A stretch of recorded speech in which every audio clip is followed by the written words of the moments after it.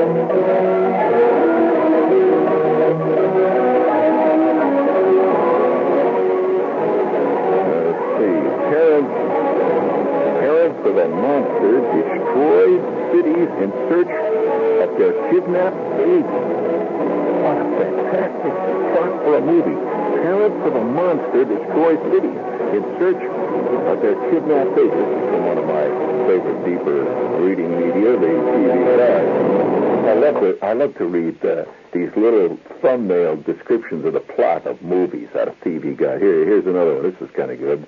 Man meets woman. This is a plot of a film. Man meets woman who tells him that she's his reincarnated lover of 2,000 years ago. She has returned to wreak vengeance upon him. Oh, my God, I've known women like that.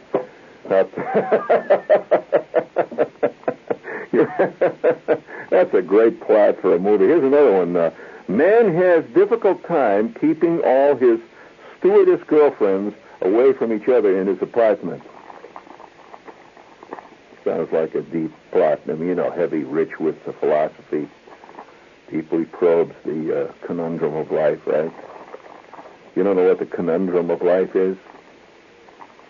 Well, you don't know about the ancient elders climbing to the top of Mount Olympus? You recall that fantastic story, of course.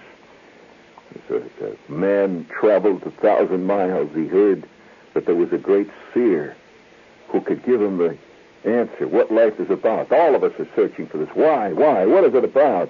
What the hell is it about? Is it about buying a new snowmobile? No. Is it about getting 5 gallons of gas? No. Is it about going out to the dog tracks in Miami? No.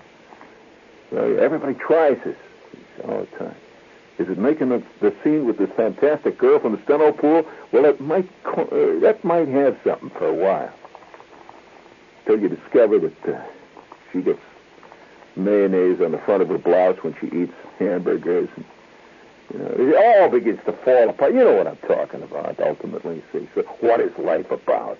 That's what the story of man's constant search for enlightenment is. What is it about? Why? Well, this man was bugged by this question. He searched everywhere. He read all the books, watched Johnny Carson. And the more he watched, the more he listened, the more he looked, the deeper was his perplexity. What is it about?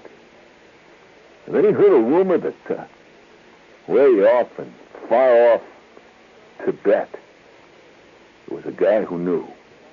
And so he traveled to India, and he traveled all the way up to the northern part of India and finally had to swing from vine to vine through parts of Assam, which, as you know, is one of the meanest sections of India. He arrived at the foot of the Himalaya mountains, hired himself 7 Sherpas. They struggled upward in the wind and the rain, the howling blizzard. The snow is getting deeper and deeper. And finally, he arrives at this plateau high up in the Himalayas. And there, squatting down in front of a cave, was this ancient man, this elder, great flowing white beard. He says, "Elder, what is it about?" The elder looks up at him and says, "What? What is what about?" He says, "What is life about? What is life about? I understand you know." He sat for a long moment, the elder, and peered off into the eastern horizon, where the sun was just beginning to creep up over the edge of the world and sending shafts of light to the great mountain fastnesses. And he said, "Life, my son, is a malted milk." The guy says, "What do you mean? Life is a malted milk? What are you talking about?" The elder says, "Well, maybe you're right. Maybe it ain't."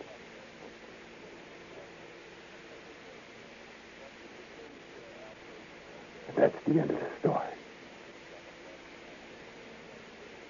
That is the end of the story. And so man searches. He's looking all the time.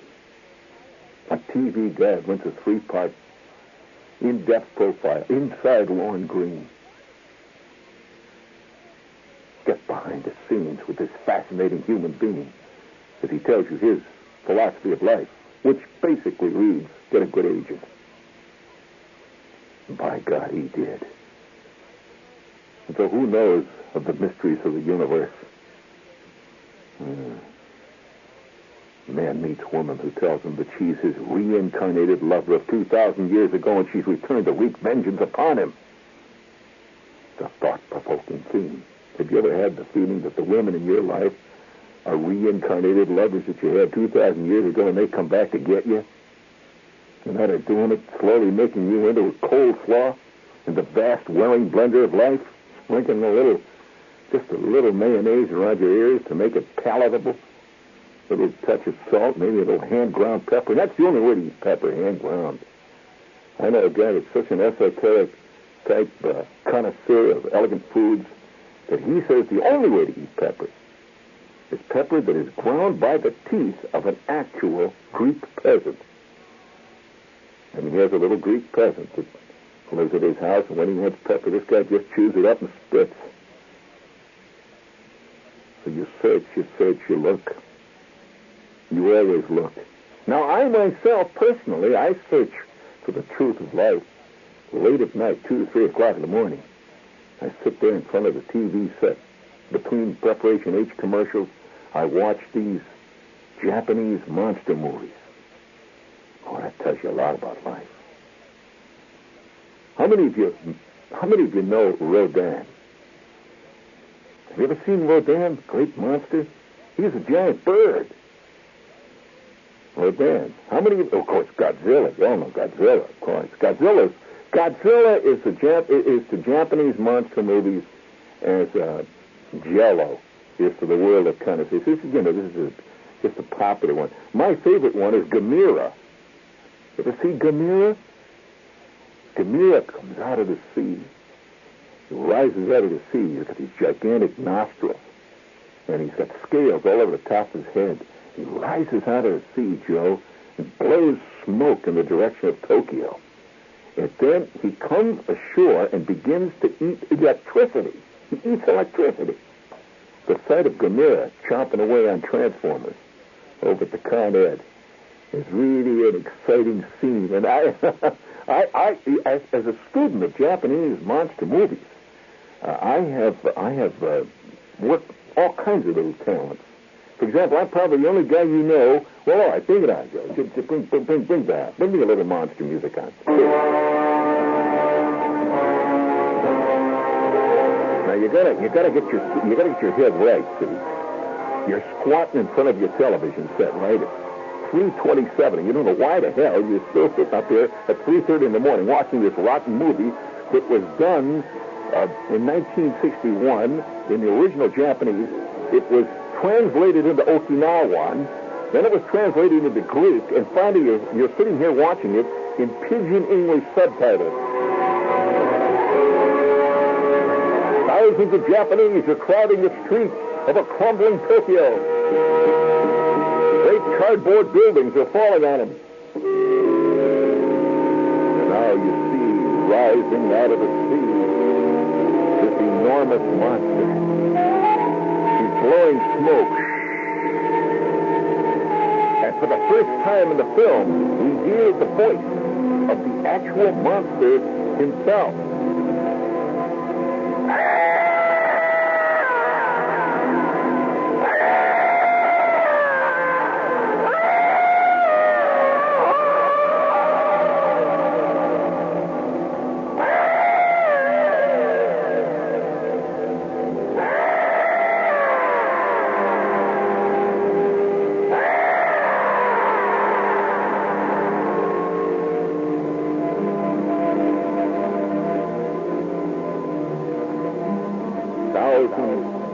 Flee Tokyo.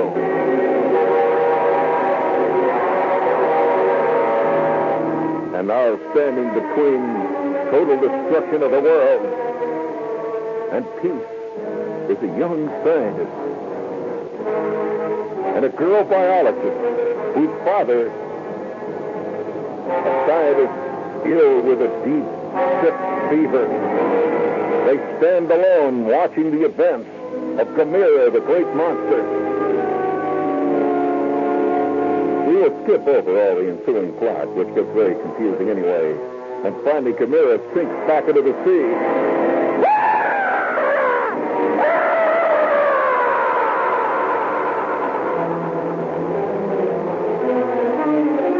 And mysteriously, we now hear a voice that appears to be coming from the stars somewhere. And the voice says, Earthman, you must learn to live in peace, or we will return. Watch the skies.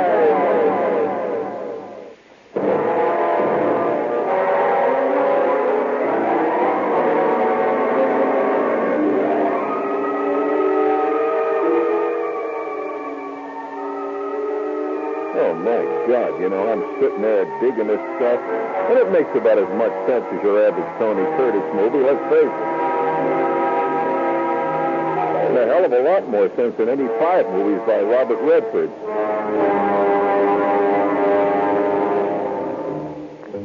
And the monsters move to the great Stygian swamps of the human mind. King Kong, the Mysterians. You remember the Mysterians? The king, yes, the Kong himself. And of course, James Arnett playing the Thing. That great moment when James Arnett comes up out of the ice of the polar cap, a gigantic carrot.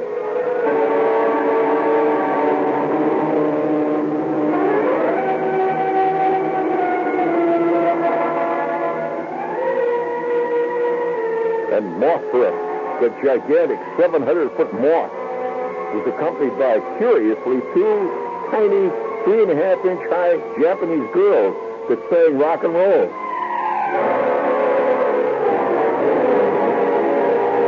You ever see Mothra? What the hell do you guys see? I suppose night after night you sit there and watch Cannon. Night after night. You sit in front of the set and watch endless episodes of McCloud parading before your eyes. And so happiness once again returns to the human race as the monster was defeated by science, technology, and love. But beware, they will return unless man learns to live in peace with his fellow man.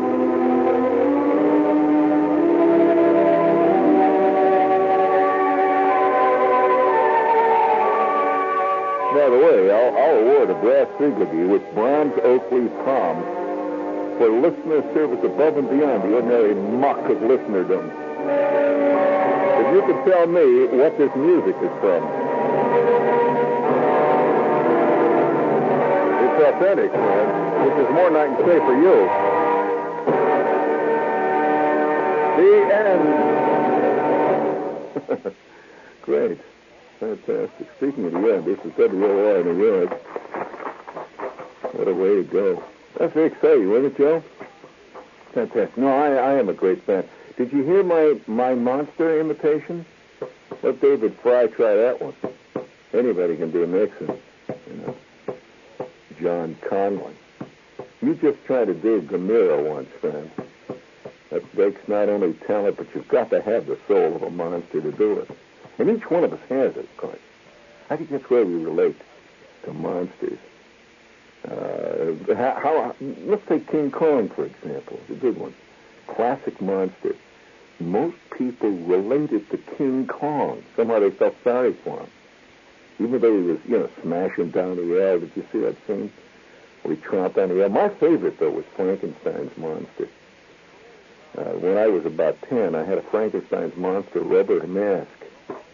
I used to sit there, would not eat my Purina in the morning unless I had my monster mask on.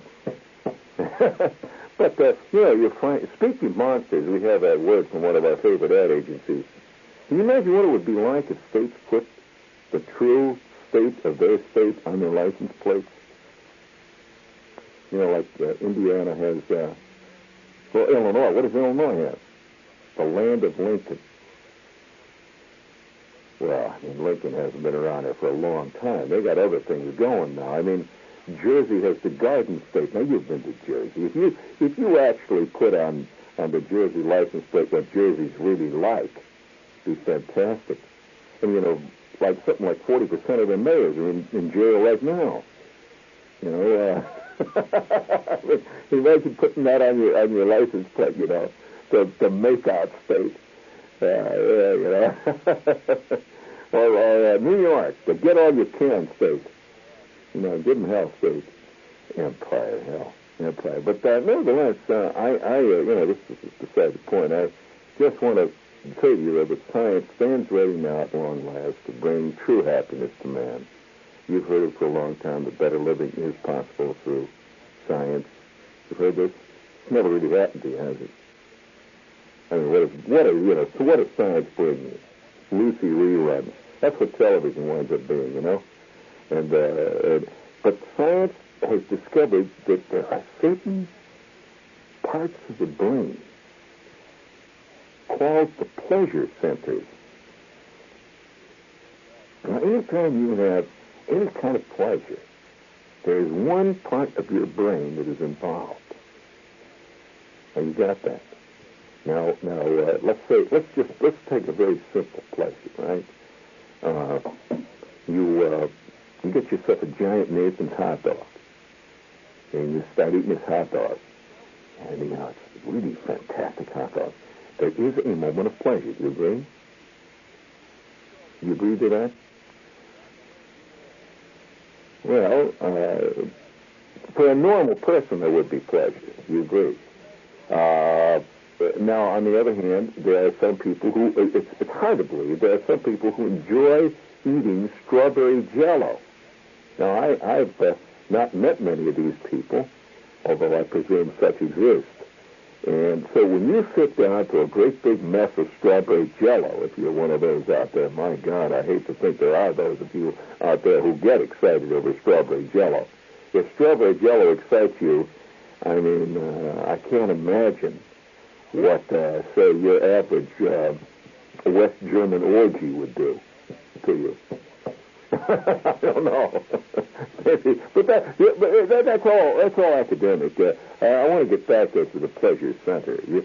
No matter how vestigial you may be as a human being, and basically primitive, because people are all different. So you know as well as I do that various other species. Let's take the dog. That there are various types of dogs, ranging all the way from the most primitive to the most elegant and sophisticated, all within the same species. You agree? Let's face it, your average walking around mutt that you find down on 6th Avenue that's rooting in the garbage, grunting around rooting in the garbage and dropping all that stuff over here and there as he goes, that is not necessarily the most intelligent of dogs. You agree? You will accept that, only grudgingly. I see. You relate to that type of dog. Well, you'd be surprised how many people do. So it stands to reason that the humankind is like that too. There are some people who are so primitive in the evolutionary scale that they're just about 4 or 5, maybe 6 notches above the newt. The newt is a very simple creature that is not even capable of feeling pain. You know, some people are so far down the evolutionary scale that you can drive a 10-penny nail right in their knuckle and they wouldn't feel it.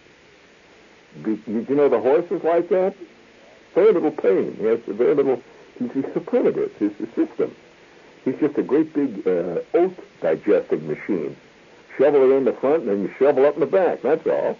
And he just walks around. Kick him and he'll run like hell. That's it. He's just a very primitive creature. But we are very different. You see, we have all kinds of subtleties. And one of the big scientific organizations headed by the DuPont company has brought out the whoopee hat.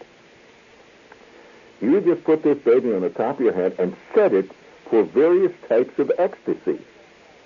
And the electrodes will send the correct electric pulse into the pleasure center of your brain, and you will be knocked out of your bird. You'll just sit there screaming and yelling and hollering, just hoping that the batteries don't run down. This is battery operated. And it covers all kinds of ecstatic feelings by sending different wave shapes into your brain. The pulse is a different shape. Like you look at through an oscilloscope, you can tell what the shape of the wave is. So they will send in eating up fantastic hot dog waves. Now, even get fat. You just sit there, oh my God,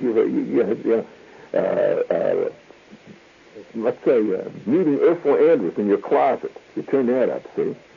And she's not only in your closet, she's waiting for you to come in the closet. And you come to the closet, she says, at last! You hook this thing up, throw the switch, whoo! And you realize that this could do away with marriage, which of course would do away with divorce. It could do away with alimony. Many people die every year just as a result of passion. I mean, you know what I'm talking about. I mean, have you ever had a girl throw a knife at you? It's just that there is. Have you? Have you? Either you two guys? Now, come on, let's just once lay it out here. Haven't you ever heard of, haven't any of you ever had a girl say to you, I've had enough! And bam, throw something right up against the wall. Okay, all present company excluded from these moments of passion. Your lives have been nothing but long, quiet trips up the serene lake of existence. Friend, I have had it all happen. Well, sure, why not? Listen, I once one time had a friend who came over to my house one day, just one night, and I was living in Cincinnati, so he all of a sudden, 3 o'clock in the morning, the doorbell started to ring. I said, what the hell? 3 o'clock in the morning, the doorbell's ringing. And I looked out, they had those little peepholes, on the door. I looked out, and here's my friend out there. His eyeballs are rolling in 2 different directions, and he's now pounding on the door. He figures the doorbell ain't working. Let me in! And so I said, okay, so I swing the door open, he comes staggering in. And it was a fantastic sight. He had have you ever seen the aqua scutum raincoats? You've seen those? He had 3/4 of one on. The back part, where it hung down, it was a knee-length raincoat, was just a gigantic hole. And it had all kinds of little holes all around it. And I said, what the hell happened to you, Fred? He said, she shot my raincoat off of me. I said, she did? What?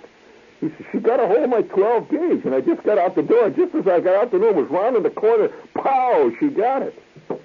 I said, if you had not made the corner before your raincoat, you'd have got it. He said, that's right. That's why she's mad. She missed. And so, what are you laughing at? That's terrible that you laugh at things like that. Well, I'm going to tell you this. Man is capable. For any of you out there who are, peace people and who believe that man is basically a wonderful creature and it's only evil society that makes them rotten, this is one of the great human delusions. It's quite the opposite. Society is benevolent, and it is man that makes society rotten. So let's face it, which comes first? The chicken or the egg? Society did not exist before the first caveman climbed out of the first antediluvian swamp and looked around and saw another caveman climbing out, and he hit him on the head with a club. Because he wanted a monopoly on the local clam situation. So you've got to face it, friends. Man is tough. And I would like to salute various countries where it really pops out. Athens. You know anything about Athens? You ever been in Athens? This is the cradle of Western civilization. Greek civilization, You heard about Aristotle, yeah, right? You heard about Aristophanes, remember him? Oh, he was laughing minute. Electra, great. Fantastic. Electra. Spelled with a K. Electra. Aristophanes, the birds, the frogs, you don't know those great plays? They are not going to appear in the Late Late movie.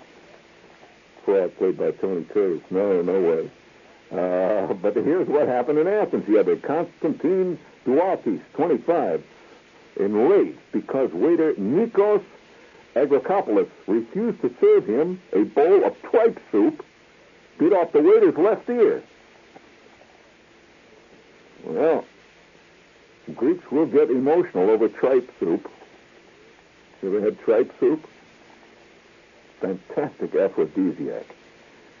For those of you who don't know about tripe soup, you lay in little tripe soup with just a few sprigs of parsley on it, a little touch of garlic, and I want to tell you, you're going to be ready for anything. That's what the tripe soup is. The doctors stitched back the ear, and the doctor said the case was not unique, and I will quote the doctor in a Greek hotel. He was the doctor in the hotel. He says that we have at least 2 or 3 bitten off ears every year. Last year we had 2 noses. Okay. Now, you just stay around now. We're getting down to the basis of what this show's about. If you think biting off ears and noses is an isolated situation, I would like to point out we have now from all the way around the other side of the globe, Buenos Aires, Argentina, and this came in yesterday on the AP. There was a cigarette shortage due to labor problems. Witnesses said one man waited in a long line, finally got up to the counter, found that his brand was out of stock, stuck his head right over the counter, bit the vendor, took his left ear right off, and fled the scene with the ear in his mouth. Caramba. Well, all right, now, you think this, you hear this, and it's grotesque. Have any of you ever, well, I better preface this with a very careful introduction. I am afraid that most of you who live in the city are largely sheltered from the realities of mankind. You know, most people who believe that man is basically a beautiful creature come from big urban centers. They do. I mean, Dr. Spock obviously didn't come from Rabbit Hash, Kentucky. There's no way. And then the further out in the woods you come from, the more you understand what people are really about. Because you see man in relation to nature.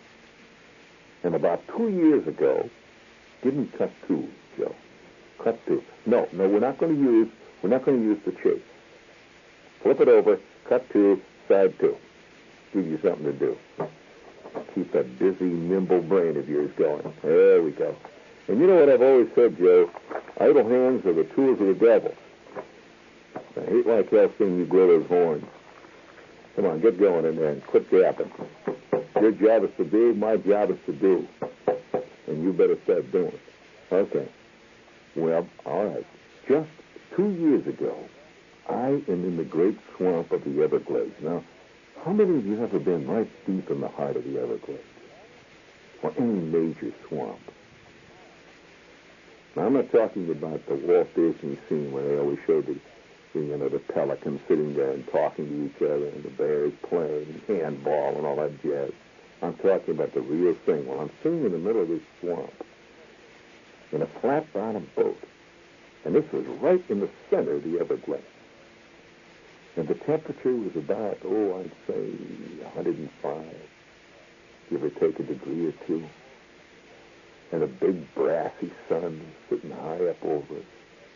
And once in a while, a copperhead snake would go by, just easing along through the dark brown water. And this is the center of the glades. It took us maybe 5 or 6 hours to get back in there.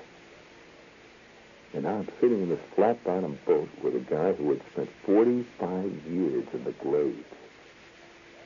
It's all he ever knew, really. Big, heavy guy sitting there, and we're looking down on the water, watching for smoke. It's getting hotter. I said nothing. His name was Bud. Finally, Bud looks up at me and says, I don't know. About that, I don't know. So I feel a storm coming up. That's the way they talk in the Everglades. I feel a storm coming up. Better get back. I said, okay, Bud. And I finally had to ask him. We've been together for 3 days, and it finally had to be asked. I said, hey, Bud, before we go back, I know you now for some time. He said, yes. I said, how come, Bud, you don't have a left ear? He sat there for a long minute, drinking his beer. He said, I tell you, it got bit off. I said, got bit off? Yep. He said, got bit off by the greatest biter who ever lived in this swamp. I said, the greatest biter that ever lived in this swamp? He said, yep. He said, you ever run into a real good biter? I said, well, no, I can't say that I have, Bud. Not really. We don't see many of them on 6th Avenue. He said, well, down here in the Everglades, I have to tell you, there's guys that fight by biting. He said, they do nothing but bite. He says, and you see some great biters get together just to bite each other. He says, I saw 2 of the greatest biters that ever walked these swamps one time over at the Snook Hole. Squaring off. They fought for over 2 hours. Till finally Ernie got his nose bit off and they called it. I said, biters? You mean these guys fight as biters? He says, yep. The guy that bit my ear off was the greatest of them all. Caleb. You kids down around here, down by that big bend down past the Cypress Hill. Caleb used to take on anybody. Anybody want to bite. Quicker than a snake. He had teeth on him like they was made out of stainless steel. He had a jaw on him that was hard. But man, he moved. And when he was ready to bite, when you was fighting him, he'd lean over from the waist. His head stuck out forward. And he'd move it back and forth, back and forth. He's waiting to snap. I figured I could take him. I figured give him a couple of good shots in the ear and he'd be ready to talk. He said, but you couldn't hit him. Every time I took a swing, he wasn't there. And I was fighting him with an axe. Oh, my God, he swung back and forth like a snake, and all of a sudden, the next thing I knew, he just went bam like that, and my ear is gone. Funny thing happened to Kaylee. He says, one night, I got a call. Had this wife, Clara. She called me. She says, come over. Caleb's dying. And I went over to the cabin there, and there's Caleb laying there in the bunk, and he's laying there. He just says, I'm dying. I've had it. And I says, what are you dying from, Caleb? He said, I don't know. I'm dying. He laid there for about an hour and a half. Finally got up and he walked around. He's still out in the swamps. You can't kill that kind. One of the great biters of all time. I've never heard of this. Men who fight by biting. Have you ever heard of biting? What a great sequence for Loon Arledge to put on the wide, wide world of sports.